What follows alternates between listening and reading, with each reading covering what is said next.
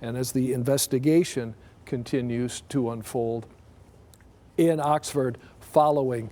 Another even more detailed briefing tonight at 10 o'clock. Latest update. Here's Mike McCabe. On telegraph, the governor's here. Chief Lyon, retired chief from Waterford, now works for Rochester Hills Fire Department. Major Childs, Major Snary's here. FBI was here. U.S. Marshal, ATF was here.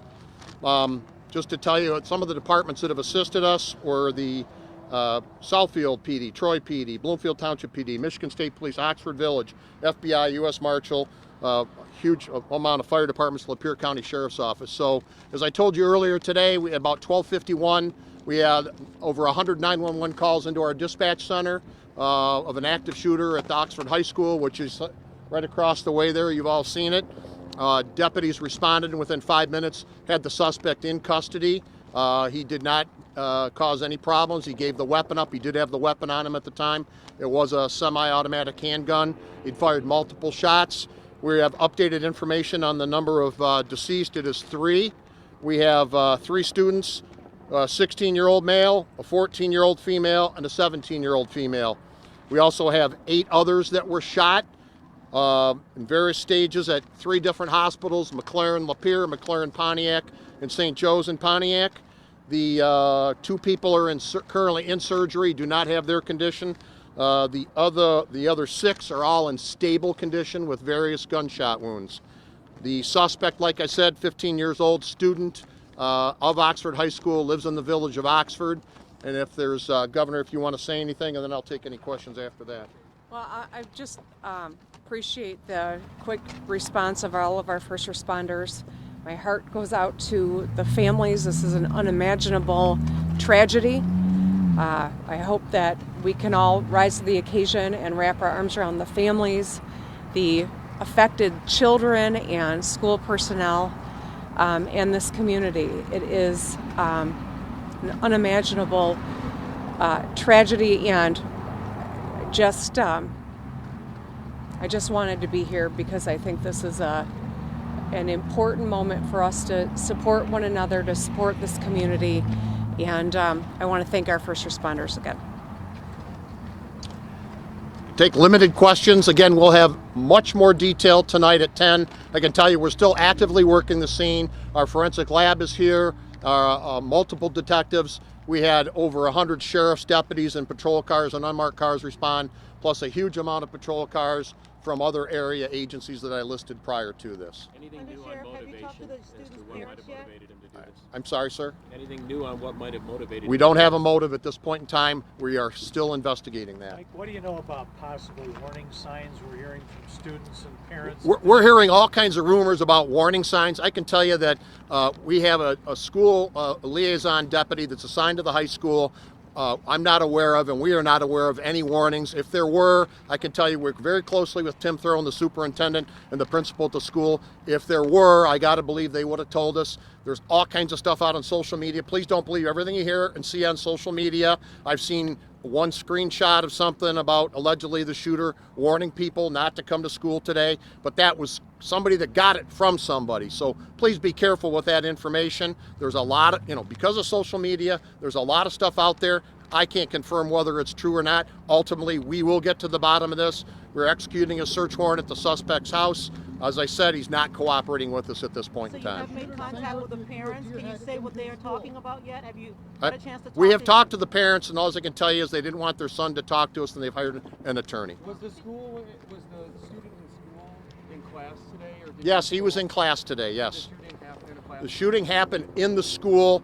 Most of the shootings, as my understanding, is in the south end of the school. I can't tell you specifically if it was in a classroom, or we will have more detail for you at 10 o'clock tonight. Do we know the students that were shot? Were they in the hallway in the classroom with him? Do we know any more details on where I they can't were? tell you that because I don't know. Were they targeted specifically? We don't know if they were targeted. We will get to the bottom of that as we get further into this investigation. Whose weapon was it? I'm sorry? This quick response obviously saved many lives today. Absolutely. I can tell you, Oxford Community Schools and our office have trained multiple times on active shooters. This school district's been very good in training their personnel and their students on active shooters. Governor, does this mean a reexamination of training in schools? I think it's too Please early step up to, Step to the mic. Governor. I think it's too early to talk about policies that might need to change as a result of this. We're relying on law enforcement to share information as it is available, but at this point, I think we need to focus on the tragedy at hand in the moment. How did you hear about this, Governor? Can you just talk to us about when you heard about this? My team has been in communication with Dave Coulter and leadership here in Oakland County, the Sheriff's Office, Michigan State Police, and so I heard pretty quickly, but obviously we've been monitoring it, not having a lot of information, and so I appreciate the work that they're Governor, doing to keep us all informed. We have seen these in other states and other parts of the country. Now it's here. What does that say? That this is a uniquely American problem that we need to address, but at this juncture, I think we need to focus on the community, the families, supporting all the first responders, including the incredible people at our hospitals that are working so hard to save the lives of those who are fighting for their lives right now. And I can tell you're so deep, and as you should be. You're a mom and you're a human being. You're so deeply affected by this. Talk to us about that. I think this is every parent's worst nightmare. Mike, you're still working the scene of the school. Correct. Chances are school will not be held there tomorrow or anytime soon, correct? I got to believe school's not going to be in session tomorrow. That's correct. Yeah, you have a big scene to... That is correct. We've done 3 sweeps of the high school to make sure that there's no other victims or anything else that we need to be aware of. But it's a fairly large crime scene. Like I said, our forensic lab is here processing the scene. I can tell you that all the parents and relatives have been notified of the deceased and of everyone that is that was shot, and a deputy has been assigned to each and every Do family. you know the ages of those victims? Yes, I know, but I'm not going to say at this point in You time. said you talked to the parents of the shooter. Very briefly. Are they cooperating? Well, in that they came and saw their son at our Oxford Township substation and then left.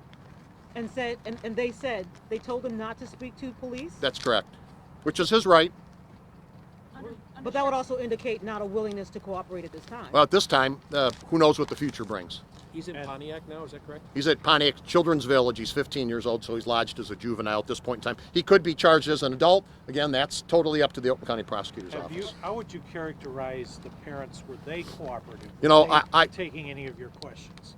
I can't say I wasn't there. I can just tell you they came to the substation. They met with their son. They told us that they would not let him talk. We have to, in a juvenile, we have to get permission from the parents or the guardian of that juvenile in order to speak to them. And we did not get that. 2 letters sent home to parents this month regarding other threats. Any indication that they're tied together? No, there's no indication of that. I know a question came up earlier about a deer head incident. This is absolutely unrelated. That was a different incident, a different student. Any indication that this shooter was bullied in school? No indication at this point in time, but you know, it's ongoing, so I don't know. Do you know whether or not this is a student who had contact with discipline? I got 2 talking at once. Go ahead. What does the school do to make sure guns aren't getting in, and how might that have broken down? Well, we have a deputy assigned to the school full-time, obviously. Not all schools have metal detectors. They have one entrance. This school district has taken great care, in my opinion. I live here. I live about 1.5 miles from here. I can tell you, I know the superintendent personally. He has been very proactive in terms of trying to protect the school district. So I think they've done everything they can. Should every school and every building have metal detectors? You know, it's very expensive, but I can't answer that question. I don't know. Was the deputy on duty the one who actually... Hang on, you go next. How much ammunition did he have on him? He fired multiple shots, somewhere in the area of 15 to 20 at this point in time. Undersheriff, do you know whether or not this is a student who had contact with discipline in the past with this school system? I don't know that. Undersheriff, was it a ghost gun? What, a ghost gun? Not a gun that was No. made, No. unregistered? No, I can tell you it was not. Was it firearm that he legally had? I can't say. I can just tell you it's not a ghost gun. Was it Was it within the registered to family? a family member? I'm not going to get into that at this point in time. Was the deputy assigned to the school the one who apprehended The him? deputy and another deputy who also responded were the ones that took him into custody. And you said that was all within 5 minutes. My information is from the time the first call came in to the time he was taken into custody was 5 minutes, approximately 5 minutes. We had over 100 911 calls come into our 911 center. And having said that, can you characterize if they had not intervened within that 5 minutes, this could have been a lot worse and he could have kept shooting, perhaps? You know, I don't know if he ran out of bullets or not at this point in time, so I don't want to speculate.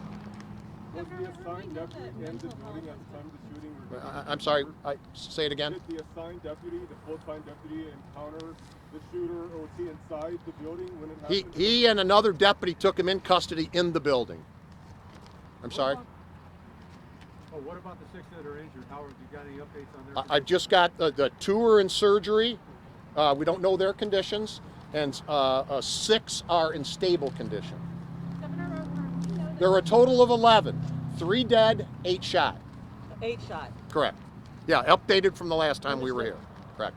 Do you know if there's surveillance video in the school that might assist? There is a lot. This school district does a great job with cameras. There are multiple cameras that detectives are going to have to go through and search. How's the FBI assisting? They're here to give us all the support we need. As you know, the Special Agent in Charge Waters was here earlier, and they will give us technical assistance in terms of, you know, we've got social media searches, we have potential cell phones. There are 1,800 students that go to this high school, okay? I'm not saying all 1,800 were here today, but we have to interview each and every one if they have any knowledge whatsoever. Do you have any information on the makeup of the 11 injured between teachers and students? One teacher, the rest are students. Oh, Undersheriff, I assume that you're also looking for information from the public, anybody who's had contact with this young man or anybody. So why don't you make your plea to the public? But yeah, please, if anybody has any information, you can call the Sheriff's Dispatch Center at 248-858-4911. That's 248-858-4911. What kind of information are you looking for from the public to Any assist? information they may have, you know, if they've heard, if they know anything at all about this young man or what was going to happen or what happened today, they can call us.